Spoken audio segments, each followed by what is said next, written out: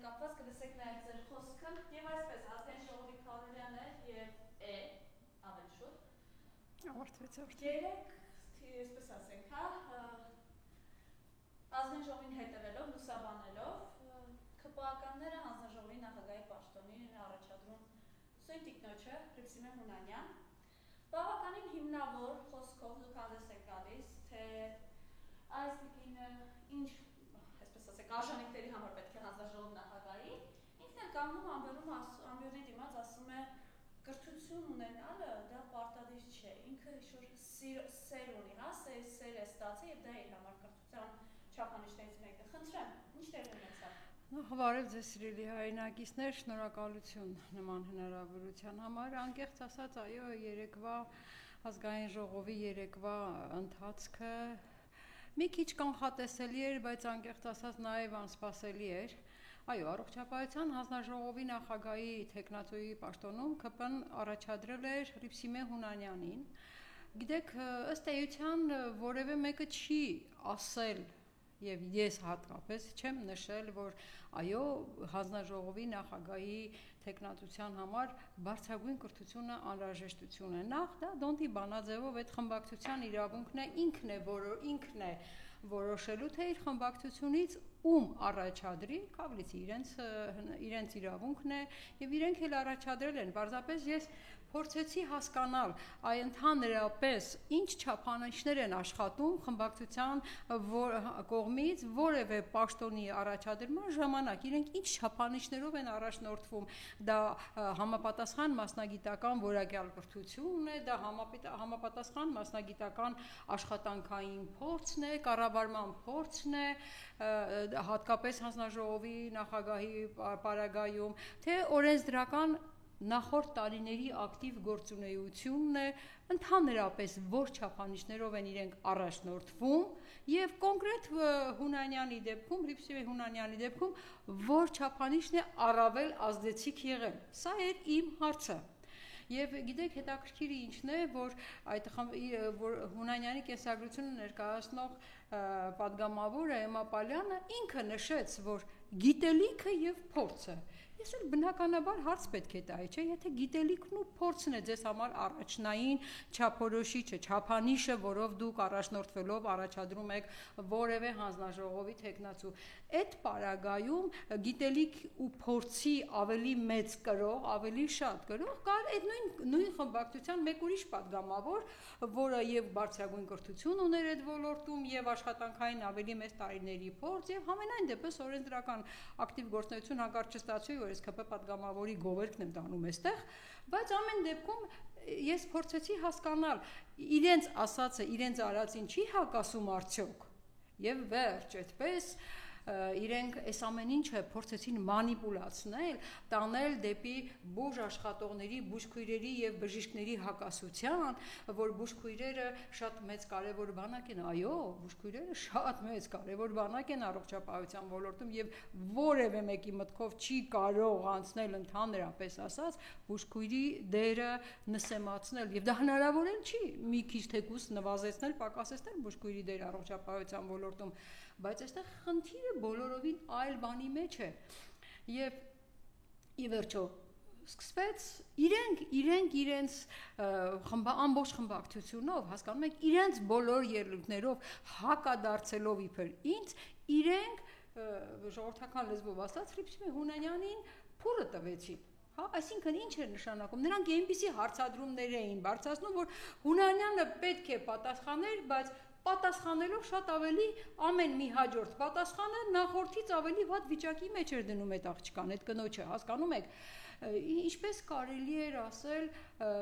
քանի որ բժիշկները հիվանդներին չեն նայում դեմքով, ուրեմն նրանք իրավունք չունեն բժիշկ աշխատելուն ու հենց այդ բառերով չէ, բայց նմանատիպ միտք, ինքը ինչ կարևոր է բժշկական բարձրագույն կրթություն ունենալը, ինքը իր ելույթներում այսպես նսեմացնում էր պրոֆեսորի, բժիշկների ընդհանրապես կրթության 7-8-10 տարիների կրթության արժեքը եւ այլն, հասկանում եք, այս փաստացիորեն ԿՊ-ն երեք ամբողջությամբ ինքը ավելի վատ վիճակի այնքան վատ վիճակի մեջ դրեց այդ կնոջը Հռիփսիմե Հունանյանին, որ երևի թե ոչ մեկը չէր կարող պատկերացնել, բայց ամենակարևորը, որի վրա ես շեշտադրում արեցի եւ ըստ էության ես հասկանում եմ իրանք ինչու այդքան մանիպուլացրեցին այդ ամենը, որովհետև իմ հարցադրումները բոլորովին այլ բնույթի էին։ Իմ հարցադրումը դա էր, որն է ձեր կադրային քաղաքականության էությունը, արդյոք մասնագիտական որակը, կրթական որակը, աշխատանքային փորձը, թե թիմի ղեկավարի բոլոր պահանջների հլու հնազանդ գլուխը կախ կատարումը։ Իրենք խուսափելով այս հարցից նրանք տարան բոլորովին ուրիշ ուղղությամբ, բայց իմ ասածը եւ իրենք շատ լավ հասկացան, որ իմ ասածը դա է, դե ինչպես պիտի բացատրեին, այո, ես հենց այդ օրինակները բերեցի, ինչպես եթե դու սկզբունքային ես, եթե դու չես գովերքում իրենց թրքահապատակ քաղաքականությունը, եթե ամեն կերպ չես արդարացնում այդ քաղաքականությունը, Արցախի հանձնումը, խաղաղության համաձայնագիր թղթի ստորագրումը եւ եթե դու չես արդարացնում ըստ էության այս բռնապետություն տանող ճանապարհը, ուրեմն դու կամ SMS պիտի ստանաս, կամ էլ քո նկատմամբ չգիտեմ ինչ վերաբերմունք ես սկսելու։ Սա է նրանց կադրային քաղաքականությունը։ Մենք ունենք, չէ՞, փորձ, որ ասենք այդ նույն առողջապահության հանձնաժողովի նախագահ Նարեկ Զեյնալյանին SMS-ով մանդատը վայր դնել տվեցին, ընդ որում Նարեկ Զեյնալյանը երևի այն քիչ պատգամավորներից էր, որ իր բոլոր ելույթներում միայն մասնագիտական խոսք էր հնչեցնում եւ որևէ քաղաքական ելույթ չէր ունենում։ Մենք շատ լավ գիտենք, չէ, որ SMS-ով այլ պաշտոններից բդխ-ից եւ սա էր կադրային քաղաքականության էությունը, որը իմ ելույթով լրիվ բացահայտեցի եւ ասեցի հիմա այս տարբերակում որն է աշխատում։ Էլի նույն տարբերակը չի արդյոք հլու հնազանդ կատարումը չի արդյոք հրամանների որոշումների։ Սա էր, որ իրենց այսպես բորբոքեց, բնականաբար տիկոցկեին եւ խնդիրը տարան բոլորովին ուրիշ դաշտ։ Պարզապես սիրելի հայրենակիցներ, իրենց պետք են նման կադրեր, իրենց պետք են հլու հնազանդ կոճակ սեղմողներ, իրենց պետք են ամեն հրահանգ կատարողներ։ Ես օրինակը նույնիսկ երեք բերեցի, մարդը ով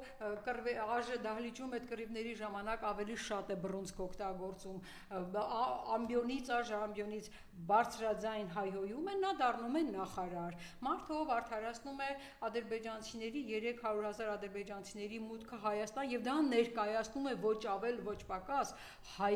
Հայաստանի Հանրապետության ժողովրդագրության հարցի լուծման միջոց, այդ մարդը նշանակվում է սոցապ նախարար։ Հիմա ինչ էիք սպասում, դե բնական է, որ իրենց պետք չէ որոշակի մասնագիտական փորձառությունը, որոշակի բարձրագույն կրթությունը, որովհետև մասնագիտական փորձառությունը, բարձրագույն կրթությունը համատեղ սկզբունքայնության է բերում, իսկ իրեն հարգող մի քիչ հարգող սկզբունքային մարդը այդ ամեն հրամանները չէր կարող կատարել եւ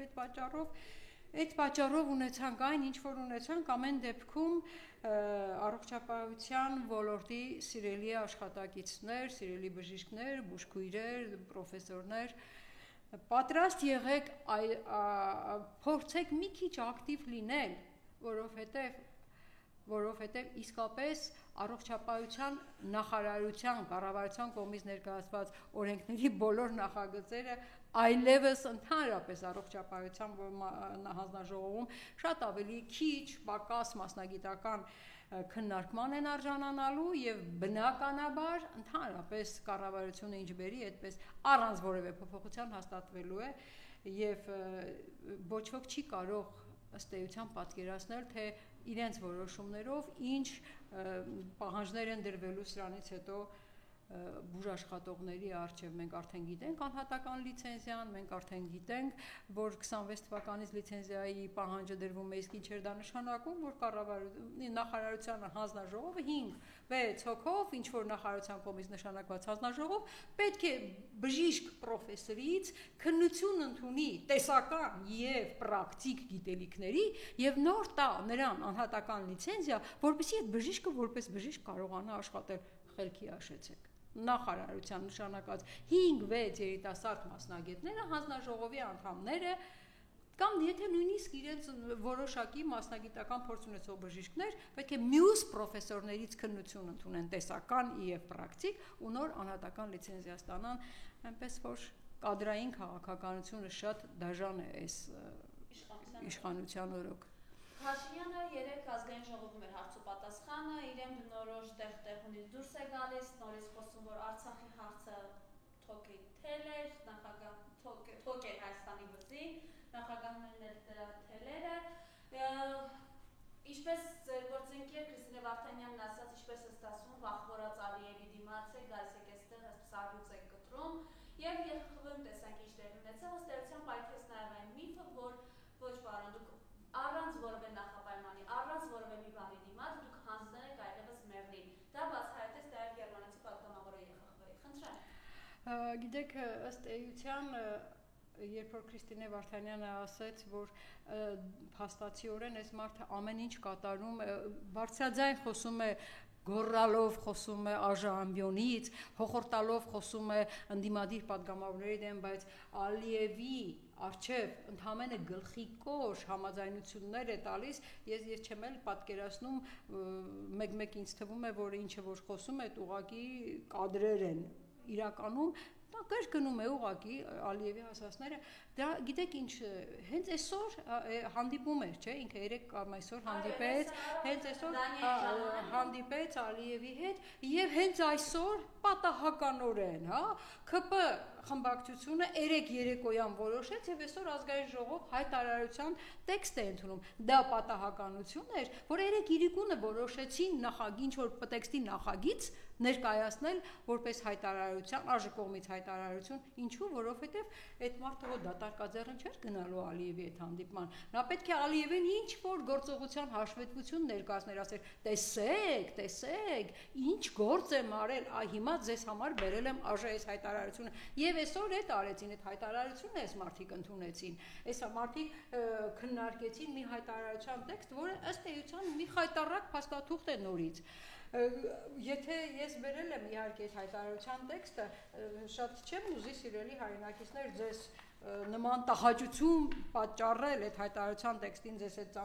ծանոթացնելու, բայց մի քանի նախադասություն ամեն դեպքում ես կուզեմ էլի, որ դուք լսեք ու հասկանաք, այդ ինչ հայտարարության տեքստի մասին է խոսքը։ Այս հայտարարության տեքստի մեջ գրվում է, որ ազգային ժողովը ողջունում է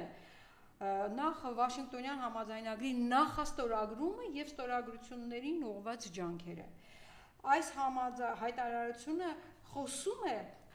համաձայնագրի արդյունքում Հայաստանի պայծառ ապագայի մասին։ Համենք այս համաձայնագրի արդյունքում Հայաստանին, մենք չէ, իրենց այդ համաձայնագրով բերում են պայծառ ապագա։ Այս բառերն է այս հայտարարության մեջ գրված։ Տնտեսական բարգավաճում, առանց որևէ տնտեսական հաշվարկների հիմնավորման, ուրեմն ձեռնպահ ենք մնում կոնֆլիկտը խորհրդանշող կամ որևէ խոսույթից եւ գործողություններից։ Սա այդ ուղղակիորեն ձևակերպում է ռևանշիզմի դեմ պայքարի, այսպես ասած, ինչը որ Ալիևի պահանջն է նաեւ։ Հասկանում եք, ինչ է նշանակում, տեսեք, մենք ողջունում ենք համաձայնագրի նախաստորագրությունը։ Եկեք սիրելի հայրենակիցներ, մենք մի հատ փորձենք հասկանալ այդ նախաստորագրությունից առաջ ինչեր է կատարել, ինչ գործողություններ է կատարել Նիկոլ Փաշինյանը կատարում Ալիևի պահանջների եւ փորձենք գնահատել այդ նախաստորագրությունը, որը այսպես ԿՊ-ն իր հայտարարության ողջունում է։ Նախ մինչև պայմանագիրը ստորագրելը մենք հիշենք, որ Ալիևն Հայաստանից պահանջեց միջազգային ատյաններից հետ վերել բոլոր հակընդդեմ հայցերը, ընդդեմ Ադրբեջանի բոլոր հայցերը հետ քաշվեցին։ Մինսկի համանախագահների խմբի լուծարման համաձայնությունը տրվեց, ինչու, որովհետև Մինսկի համանախագահների խումբը դա միակ մանդատ ունեցող կազմակերպությունն էր, որը զբաղվում էր միջազգային հարթակներում Արցախի կարգավիճակով։ Այդ լուծարման համաձայնությունը տվեց, ցեղասպանության ճանաչման գործընթացից հրաժարման համաձայնությունը տվեց, արդեն հայտարարեց, հələ մենք պետք է հասկանանք ինչու է եղել ցեղասպանությունը, այն Անդրանիկ Քոչարյանն էլ ասում էր, հələ մենք պետք է ճշտենք, արդյոք դա 1.5 միլիոն, արդյոք մենք ունեցել ենք 1.5 միլիոն զոհեր, արդյոք այդ 1.5 միլիոն զոհերի ցուցակը կարող են կազմել, մոռանալով, որ իրենք մինչև օրս դեռ 44-օրյա պատերազմի զոհերի անվանական ցուցակը դեռ չեն հրապարակել։ Ինչու չեն հրապարակում, որովհետև երբ որ հրապարակեն, մարդիկ պիտի ասեն՝ բա իմ երեխան, բա իմ երեխան, բա իմ հարազատի անունը, բա իմ հարևանի անունը, եւ որովհետև այս պարագայում հենց սկսեն ավելացնել այդ անունները, թիվը ակնհայտ է դառնալու։ Իսկ իրենք ուրիշ թվերի մասին են խոսում։ Գիտեք ինչ, ցանկացած մեկ զոհ պակասը շատ ավելի լավ է, շատ ավելի լավ կլիներ եւ մենք բոլորս չեմ կարծում, որ որևէ մեկը հանկարծ կտխրեր, որ այդ թիվը 1, 2, 3-ով նվազեր, բայց հայտարարեք, այդ ցուցակը հրապարակեք, այդ ցուցակը, որ որևէ մեկը, որ զոհ ունի 44-օրյա պատերազմում, իրեն վատ չզգա, որ հանկարծ այդ ընդհանուր ցուցակում իր որդին չկա, իր որդին զոհվել է հանուն հայրենիքի, բայց այդ ցուցակում ինքը չկա։ Հրապարակեք, հələ նոր էս հրապարակեք, նոր 100 տարի առաջվա 1.5 միլիոնանոց ցուցակը կազմելու մասին խոսեք, պարոն Քոչարյան։ Եվ նախապայման էր, չէ, մինչև նախաստորագրությունը դա պայման էր նման փաստաթուղթ ստորագրելու, նման գործողություն անելու եւ ցեղասպանության ճանաչման գործընթացից հրաժարվեցին։ Հաջորդը սահմանագծում սահմանազատումը, որը որպես նախապայման նորից այս մարդիկ գնացին դրան եւ գիտեք ինչ արեցին 12 կիլոմետր երկարությամբ հայ այդ սահմանագծում սահմանազատում, հատվածական սահմանագծում սահմանազատում, այդ միջազգային պրակտիկայում նման բան չկա, նախ սահմանագծում սահմանազատումը ամբողջ տարածքով է արվում, հետո սկսում է գործողությունները, դուք հատվածական եւ հետաքրքիրը այն է, որ այդ հատվածականի մեջ հանձնողը, տվողը միայն մենք էինք, մենք տվեցինք տարածք ու ոչինչ չստացանք փոխարենը, բա այդ որտեղ եղավ այդ բանակցությունը, փոխադարձ համաձայնությունը սահմանագծելու, սահմանազատելու, բա մի քիչ էլ դուք ստանայիք, եթե այդպես է, եթե մենք էլ ունենք դեռ տարածքներ իրենց տնօրինության տակ, որոնք պետք է հետ վերադարձվեն, բա ինչու չի շարունակվում հետ վերադարձի որևէ ուղղությամբ։ Սա նախաստորագրման նախապայմաններն էին, ասենք սա նախապայմաններ էին, որ այդ համաձայնագիր, այդ խաղաղության թուղթը, որպես այդպիսին ինքը ձեռքին ունենար, որովհետև իրեն ընտրություններից առաջ նման թուղթ է պետք։ Հաջորդը նախաստորագրության նախապայման որպես հայտարարություն, որ Հայաստանը պատրաստ է սահմանադրությունը փոխելու։ Սա հայտարարություն, որ Հայաստանը պատրաստ է փոխելու։ Եվ հիշենք, հենց դա ես ուզում եմ հիշեցնել սիրելի հայրենակիցներ, այդ ինքը ինչքան էլ ուզում է ասի, բայց այդ քննարկման ժամանակ, Վաշինգտոնյան փաստաթուղթը ստորագրելու ժամանակ, տեսեք, հենց Տրամպը ինչ ասաց, հենց Տրամպը շրջվելով դեպի Փաշինյան ասաց, Հայաստանը բացառիկ գործընկերություն է ստեղծում Միացյալ Նահանգների հետ, այդ միջանցքը զարգացնելու ուղղությամբ, որը կարող է տևել 99 տարի, իսկ հետո խոստանում են, որ կարող է ընդլայնեն, այնպես չէ, պարոն Փաշինյան։ Այսինքն նախաստորագրելուց առաջ որոշակի բանակցություններ են եղել, Փաշինյանի կողմից որոշակի խոստումներ են եղել, եւ գիտեք, ես արդեն ծանոթ լինելով այս մարդկանց գործելավոճին, ընդլայնելը ես կարող եմ երկու տեսանկյունից նայել, ընդլայնել ժամկետային առումով, այսինքն 99 դառնա, հետո նոր 99 պլյուս, բայց ընդլայնելը ես կարող եմ նաև այլ ձևով նայել, որ եթե այսօր իրենք խոսում են, ասենք, որոշակի լայնության միջանցքի մասին, կարող է դա են ընդլայնում եւ եթե 50 էր դարձնում են 100, եթե 100 էր դարձնում են 150, ես չգիտեմ ինչ է խոստացել Նիկոլը եւ ոչ մեկը եկեք չսպասենք, որովհետեւ իրենց գործելավոճն է ասել մի բան ու ասել, գիտեք, ես էսի նկատի չունեի, ես այն նկատի ունեի, ես հասկացա, որ 50-ը քիչ է, պետք է 100 լինի, մենք հասկացանք, որ որպիսի Ամերիկայի նման երկիրը մեզ հետ համաձայնություն իրականացնի եւ ինչ որ գործընկերային հարաբերություններ հաստատվեն այդ տարածքում, մենք պետք է պայմանավորվենք, մենք պետք է նրանց պահանջած 50-ը դարձնենք 70, 80 եւ այլն։ Եվ ամենակարևորը, այս նախաստորագրված փաստաթղթի մեջ որևէ հետեւյալ կարևոր արձանագրումները չկան։ Չկա Հայաստանի ինքնիշխան տարածքից ադրբեջանական զորքերի հեռացման, դուրս հանման պահանջը չկա։ Եվ այսօր խոսում են ինքնիշխանությունից, սուվերենությունից, խոսում են պետականությունից, որևէ այս փաստաթղթում որևէ տար այս ուղղությամբ չկա։ Պահանջ ադրբեջանական զորքերը հեռացնել Հայաստանի ինքնաշխան տարածքից։ Որևէ տող, բար, տար չկա հայ ռազմագերիների ազատ արձակման պահանջից ադրբեջանական բանտերից չկա այդ նման մի հատ պահանջ եւ ինչի մասին եք խոսում չկա արցախահայերի վերադարձի իրավունքի կիրարկման մասին որևէ պահանջ չկա Արցախում մշակութային ժառանգության այդ ոչնչացման կանխարգելման մասին որևէ պահանջ այս սրանք այն կարևոր պահանջներն էին որ առնվազն ամենակիչը պետք է որևէ բանակցային փաստաթղթում արձանագրված լիներ լավ մենք այդքանը տվեցինք մենք համաձայնեցինք ինչ զիջեց Ադրբեջանը այդ համաձայնության այդ փոխհամաձայնության բանավեճի մեջ չէ որ եթե փոխհամաձայնություն է բանակցություն է ամեն մեկը ինչ որ մի բան զիջում է եւ մենք անընդհատ այդ հարցն ենք տալիս մենք զիջեցինք այսքան բանը բա Ադրբեջանը ինչ է զիջել ասեք մի բան մի տառ մի բառ որ Ադրբեջանը զիջել է ոչ Ադրբեջանը չի զիջել եւ դեռ ավելին Ադրբեջանը անընդհատ որ պահանջներ է ներկայացնում ստորագրելու համար սրանք նախապայման նախաստորագրություններն էին իսկ ստորագրելու համար արդեն Ադրբեջանը այնքան պահանջներ է հնչեցրել որ այդքան պահանջների կատարումը վաղը մյուս օրը բերելու է ընդհանրապես Հայաստանի Հանրապետության չգոյությանը առաջին պահանջը նախ հենց ուղիղ ստորագրությունից հետո Ալիևը ոչ այս կողմ ոչ այն կողմ ամբողջ հայ հասարակությանը համարեց հիվանդ բա բանակցող խաղաղասեր խաղաղության ձգտող խաղաղության համար պայմանագիր կնքող երկրի ղեկավարը այն երկրի ժողովրդին որի հետ այդ պայմանագիրը կնքել նրան հիվանդ ինչի է համարում կարող է Նիկոլ Փաշինյանին տեսել իր վարկագիծը տեսել իրան թվում է որ ամբողջ ժողովուրդն էլ այդպես է եւ ժողովրդին համարել է հիվանդ չգիտեմ բայց դա վարկած է որ կարող է ճիշտ դուրս գալ այդ մարդը իր տեսածը պրոյեկտել է հայ ժողովրդի վրա եւ ասում հայ ժողովրդի հիվանդ է միգուցե դա է տեսել հայտարարում է Ալիևը ուժով է լինի միջանցքը բացելու ենք բա խաղաղության պատրաստ երկիրը խաղաղության համաձայնագիր նախաստորագրած մարդը կարող է նման բան ասում ուժով է լինի միջանցքը բացելու ենք Սյունիքը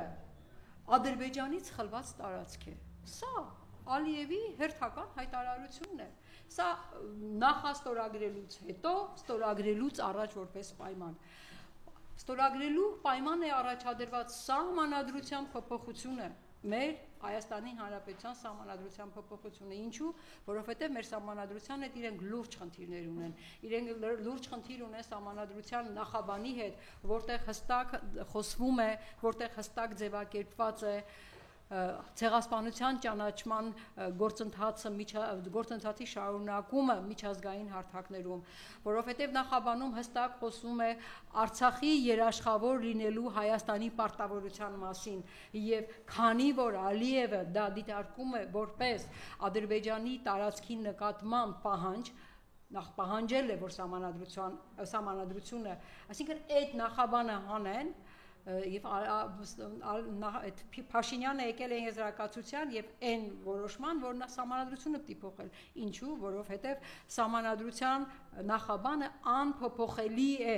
եւ սահմանադրությունում մենք ունենք 203 հոդված որով հստակ ասում է որ առաջի երկրորդ երրորդ եւ 203 հոդվածները անփոփոխելի են որ որևէ հանրակրվե չի կարող այդ փոխել եւ եթե որևէ հանրակրվե չի կարող նշանակություն սահմանադրությունը պիտի փոխեն որ այդ նախաբանը հանեն եւ այդ նախաբանը հանելուց հետո էլ այսօր խոսում են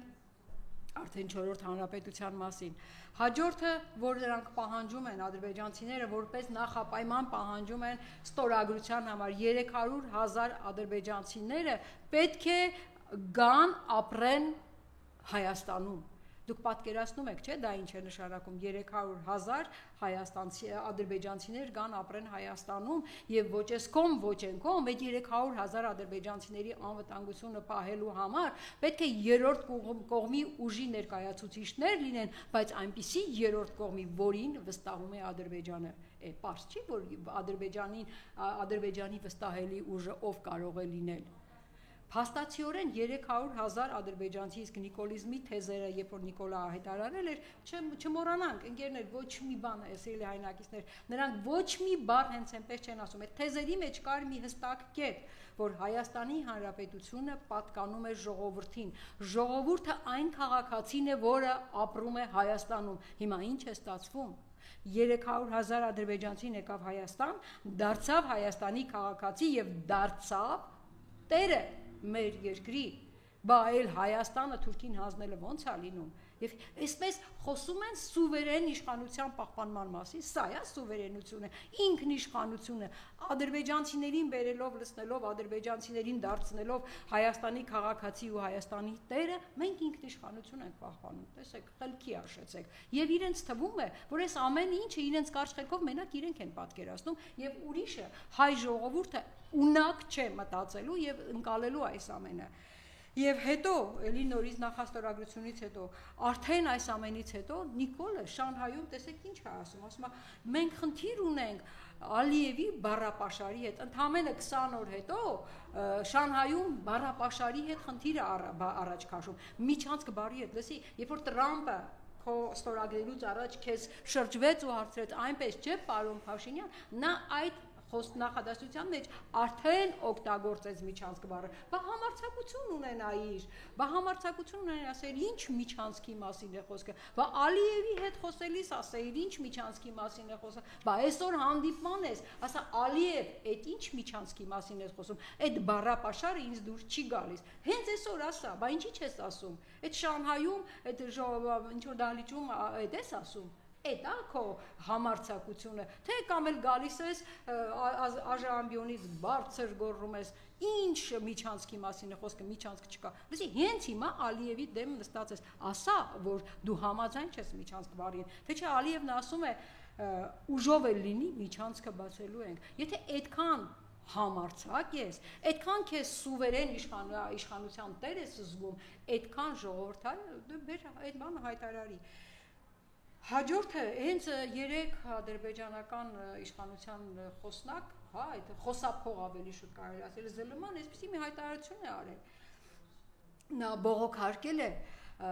այն մտքերի համար, որ մենք խոսում ենք արցախահայերի վերադարձի մասին, նա ասում է, չէ, որպես ադրբեջանից եկած Արցախի փախստականների մասին, ասում է, նրանք փախստականներ չեն, նրանք կամավոր են վերադարձ, նրանք փախստական բառի դեմ են արդեն պայքարում, հենց երեկ է հայտարարել իրենց խոսնակը, նրանք ասում են, որ Լեռնային Ղարաբաղ այդպիսի միավոր գոյություն չունի, կա ընդամենը Ղարաբաղի տնտեսական շրջան, հենց երեկ է իրենց իշխանության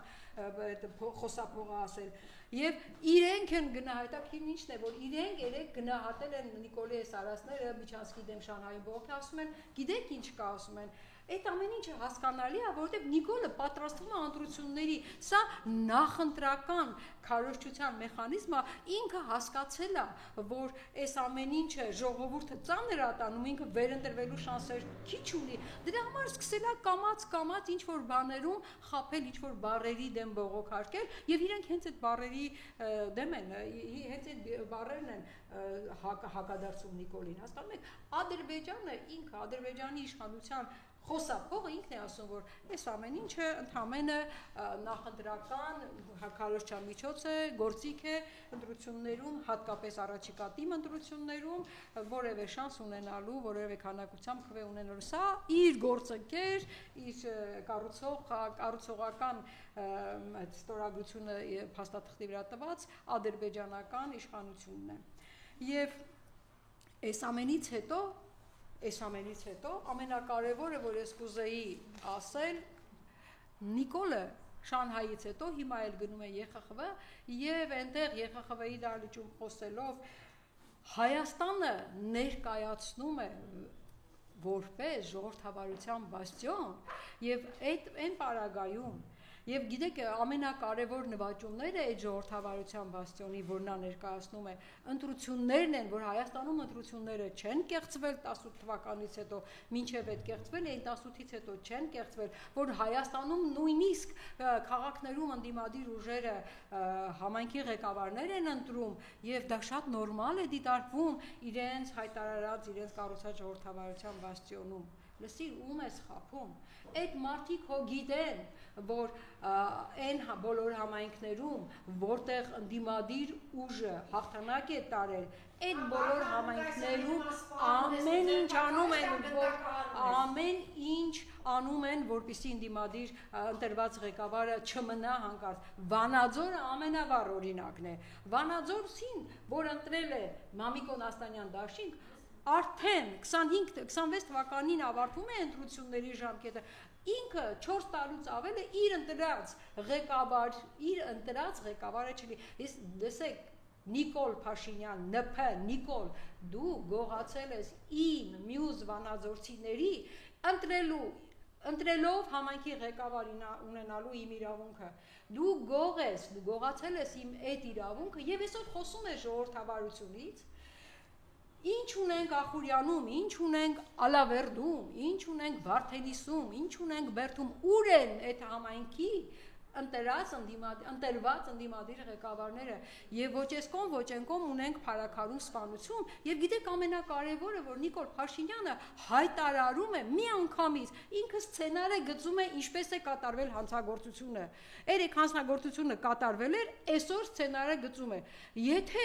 Եթե դու այդքան լավ գիտակ ես այդ սցենարին, նշանակում է դու այդ սցենարը մշակողն ես եղել։ Եթե դու այդպես հստակ գիտես, որ այս սցենարով է կատարվել, դու ով ես, դու ընդհանրապես վարչապետ ես, եւ դու սցենար ես գծում որևէ հանցագործության։ Իսկ որևէ հանցագործություն, երբ որ ուզում են բացահայտել, նա հասկանում են, փորձում են հասկանալ այդ հանցագործության մոտիվացիան։ Այդ հանցագործությունից ով ինչ շահ կարող էր ստանալ, ովքեր կարող էին շահ ունենալ այդ հանցագործությունից, իսկ ովքեր կարող էին շահ ունենալ Փարաքարի համայնքի ղեկավարի սպանությունից։ Այո, ես չեմ բացառում, որ դա կարող էր վրեժխնդրության վարկածը լինել, բայց մյուս վարկածն էլ կա, չէ, որ ընդդիմադիր ուժը հաղթել է իշխող ուժի համար, դա պարտություն էր մեծ, խայտառակ պարտություն էր եւ այդ ընտրված ընդդիմադիր ուժի ղեկավարի այլևս չլինելու սպանությունը կարող է մոտիվացիա լինել նման բան կազմակերպելու հենց իշխող ուժի կողմից։ Սա վարկած է, որը իրավունք ունի գոյություն ունենալու։ Իսկ արդյոք որևէ մեկը քննչականից այս վարկածով գնացել։ Իհարկե չէ։ Որովհետև ուղիղ հաջորդ օրը վարչապետը սցենարը գծել է, այդ նույնը կատարվեց, հիշենք, այն մեր 15 զինվորների, երբ որ վարվեցին նրանք այդ գյուղում, վարվեցին եւ ուղիղ հաջորդ օրը վարչապետը սցենարը գծեց ինչա կատարվել, դու ինչ գիտես այնտեղ ինչա կատարվել եւ դու ընդհանրապես ինչ իրավունք ունես։ Որևէ քննչական մարմնի գործունեությանը, գործողություններին միջամտելու եւ դեռ միջամտելը քիչ է, ուղղակի սցենարը գծելու եւ նենց հաստատվում, որ ինչ սցենարով որ վարչապետը Նիկոլը գծում է, գրում է, այդ սցենարը չգիտես ոնց հաստատվում է։ Դե լսի կամ դու, այսպես ասած, տեսիլքով զգում ես այդ ամեն ինչը, կամ դու ես կազմակերպել, որ շատ լավ գիտես ինչ է կատարվել ու այդպես ներկայացնում ես։ Ինչի մասին է խոսքը։ Այո, ընդդիմադիր համայնքապետերը կամ ձերբակալվում են, կամ գնդակահարվում են, եւ սա ժողովրդավարության բաստիոնի, ձեր ասած բաստիոնի պատկերն է։ Սա է ժողովրդավարությունը, որ ԵԽԽՎ-ում այդպես խոսում ես։ Եվ այն ԵԽԽՎ-ում, որը այսօր արդեն չմոռանանք ասել, որ եվրոպական հարթակները այսօր ակնհայտորեն երկակի ստանդարտներ են կիրառում որևէ երկրում որևէ գործողությունները գնահատելիս։ Հիշենք ԵՄ դեսպան Վիկտորինի հայտարարությունը մեր մոտ Երևանում հունիսի 12-ի այդ դեպքերից հետո։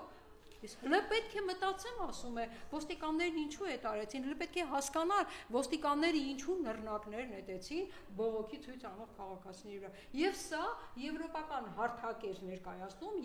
Եվրոմիության դեսպաններ Հայաստանում, եւ հիմա այդ հարթակ կներեք, բայց նման հարթակները արդեն իրենց երկակի ստանդարտների կիրառմամբ որոշակի մտահոգություններ են առաջացնում մեր ժողովրդի առաջ։ Եվ խոսել ժողովրդավարության կայացման մասին եւ հատկապես որպես դրա ապացույց բերել թիմ ընտրություններում ընդդիմադիր ուժերի հաղթանակը, դա ծաղր է ժողովրդավարությանը, որովհետեւ քչից շատից տեղյակ որևէ եվրոպացի շատ լավ գիտի, որ Հայաստանում որևէ